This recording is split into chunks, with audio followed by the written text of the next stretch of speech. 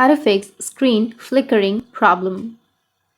So if you want to fix the screen flickering problem, then what you need to do is the first thing you need to do is just go with your brightness. You need to simply adjust your brightness to the lowest as possible.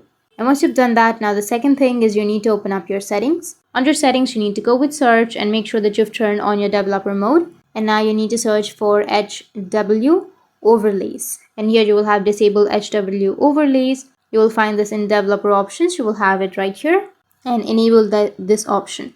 Once you enable, then it will disable the automatic route. Now enable this option. Once you've enabled, then it will disable the automatic routing to USB audio peripherals and it will fix your screen flickering problem. But if that still doesn't fix your problem, then just go and give it a restart. Simply press and hold on to that power button. Restart, and after restarting, your problem will be fixed.